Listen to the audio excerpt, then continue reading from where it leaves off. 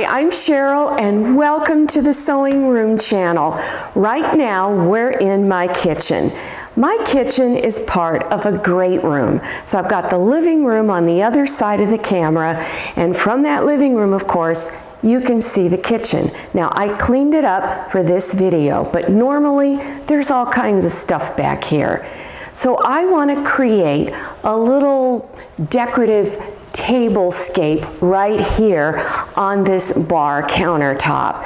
So I've got this big milk can that I want to put on top of it because I like that country kitchen look, but I'm making a little table topper to go underneath it just to give it a little bit of color. Now I don't want it any wider than my sink, and I don't want it to come all the way up to the sink because the water will splatter and get it dirty. So if you want to make a table topper, measure your space so you know how large to make it. So let's get started. I want my table topper the width of my sink. So the width goes 30 inches this way. But I don't want this to be right up against my sink because as water is running, it'll splash on it and get it dirty. Also, the countertop is rounded a little bit, so I don't want it square. So I drew an area in a rectangle shape, and I'm going to round these corners. And so I'll show you how to do that. This is the fabric that I'm using. I like accents of orange around my house.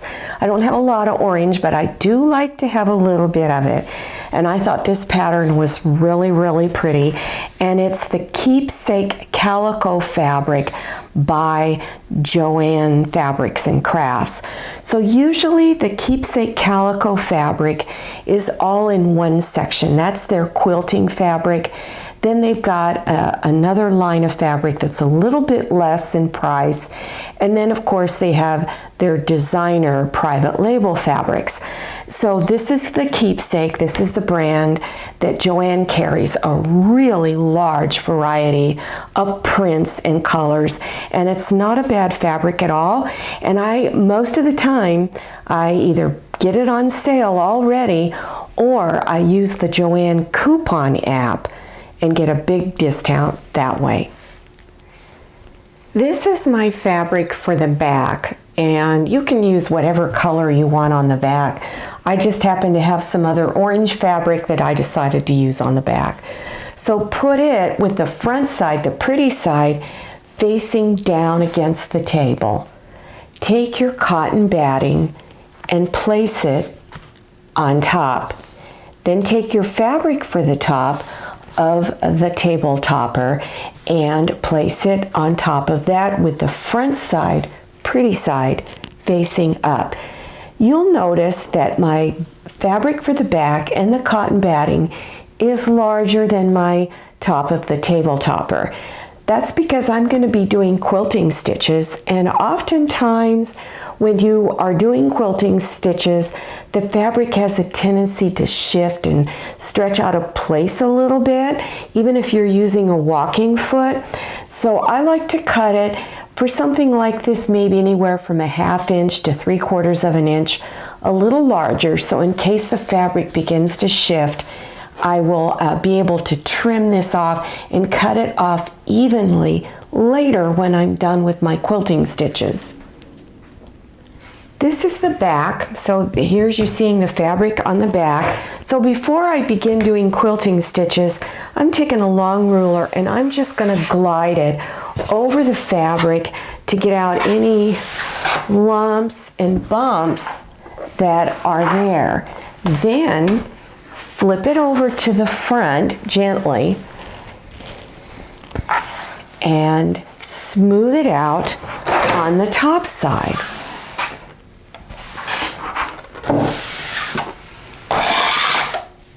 You need to pin all the layers together so that they don't shift while you're doing your quilting stitches. So you can use safety pins and scatter them all over the top to hold your layers together. But because my table topper is not very big, I'm just going to use straight pins. Now here are some suggested quilt stitch patterns for beginners that I think are pretty easy, and that's every 2 to 3 inches do a straight line. So you could top it, start at one end, go straight across, and you just keep doing that, and then you would turn it and then start again, stitching your lines 2 to 3 inches apart. Now sometimes people have a hard time stitching on a straight line, and I'm going to give you a suggestion for that in just a second. Here is the straight line on a diagonal.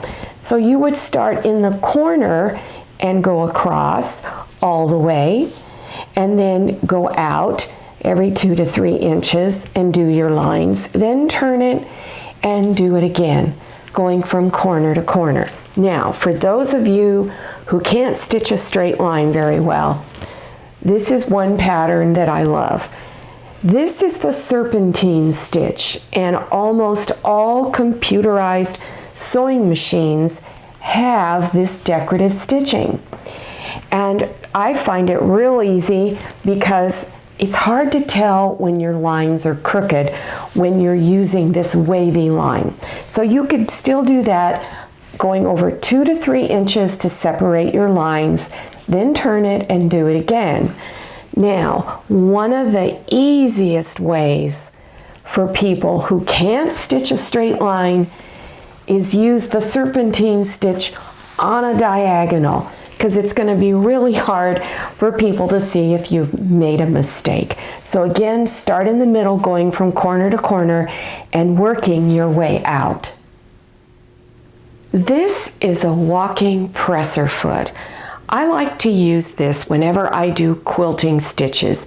It helps to prevent the layers of your project from shifting apart.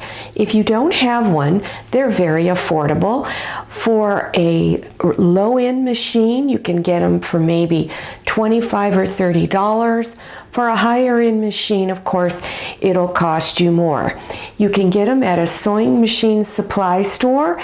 Also, you can go out on the internet and find them, and you can even get them off of Amazon. Just enter the machine name and model number to make sure that it fits your machine. If you want to learn more on how to do quilting stitches, click on the link below your YouTube screen.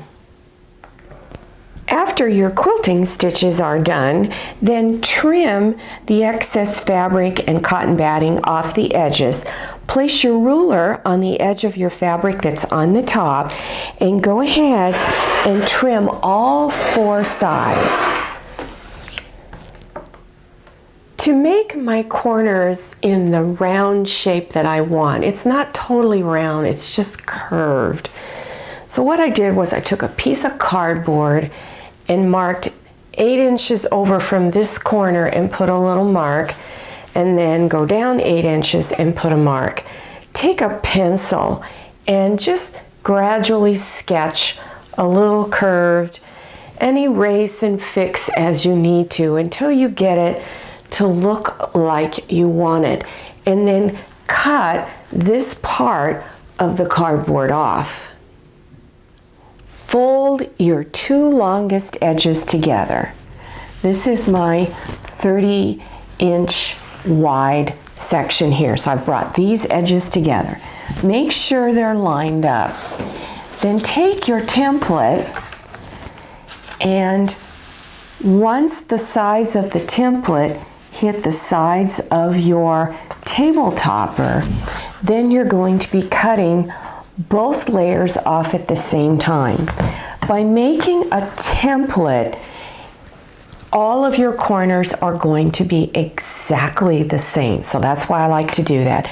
So then just go ahead, cut through all layers at the same time.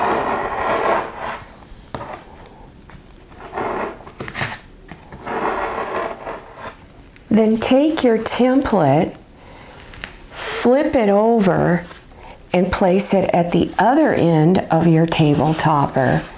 Make sure everything is lined up. You know, you've got your pieces all lined up here at this end before you start cutting because you want everything to be the same.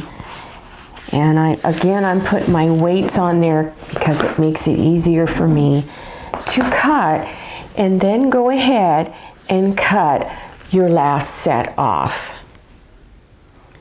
After you've got your corners cut out, then you're ready to do the binding. I've decided to make my own custom binding for the edges, and mine is going to be cut on the bias. If you need detailed instructions on how to cut binding on the bias, then click on the link below your YouTube screen. You can also buy bias tape extra wide double fold and use it to bind the edges of your table topper. This is made by Wrights, W-R-I-G-H-T-S. You can find this at Joann Fabrics and Crafts, Walmart. You can go out on internet fabric stores and even Amazon.com. After you cut your binding strips out, and I cut mine 2.5 inches wide, then you need to bring the ends together and stitch them. Make sure you have them positioned like this, and you're going to have a little tail sticking out here and down here, and you're going to begin stitching where the two pieces of fabric intersect or cross right there. So stitch all the way down to where they come together down here. So stitch all your pieces together. Press your seams open and then cut the little tails off on each side. Fold your binding strip in half and press it the full length. Have the back side of your table topper facing up and pin your binding on the back side. Place the raw edge against the raw edge of the table topper. Place the place the end of the binding somewhere in the middle on one side and begin pinning it all the way around. As you're pinning around the table topper, when you get close to bringing your edges together, what you want to do is pay attention to this side of this end of the binding. Pay attention to this little corner right there. So overlap your binding, and I'm just going to pull this up a little bit so I can see that little corner of the fabric. Then I'm going to put a mark 1/4 inch past this little corner. So here's the corner. I went out that way and put a mark. Pull this end of the binding away from the table topper and open it and have the front side of your fabric facing up. Here is my little mark. It's right there. On my ruler, I have a 45-degree line that's going from corner to corner. I'm going to place that line on this edge here. So place it on there. Then place this edge of the ruler right on the mark. So take your time getting it all lined up. And once you've got it lined up, almost, it's kind of slipping out of my hand there a little bit. There we go. Then go ahead and cut.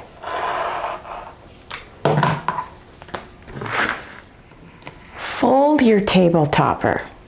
It'll be easier to bring your binding ends together.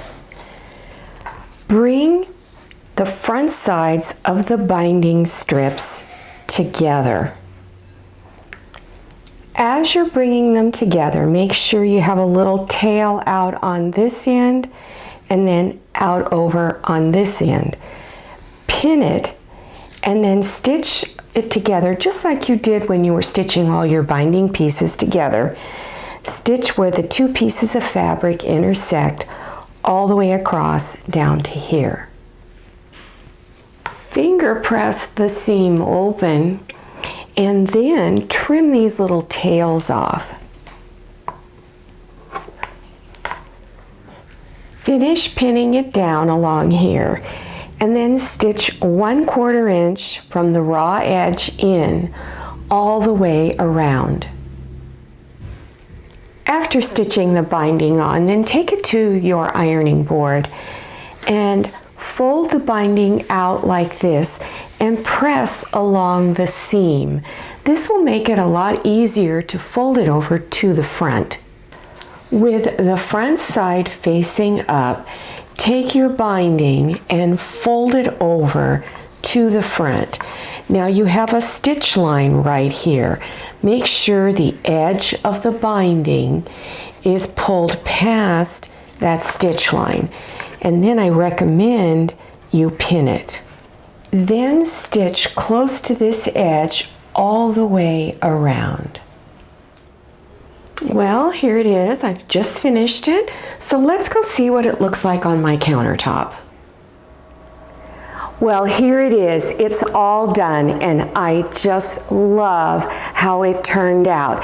Now, for more table topper videos, check below your YouTube screen for the video links. Don't forget to follow me on Instagram and check out my Facebook page. Thanks for watching, and happy sewing! I hope you enjoyed this video. If you did, please click on the thumbs up button, and don't forget to click on share to share this video with your friends. If you haven't subscribed yet, click on that red subscribe button down there in the lower right-hand corner of your screen. Click on the bell so you can receive notifications about my latest videos. I'm Cheryl, and this is Scotty, and this is Manny. See you next time, and happy sewing!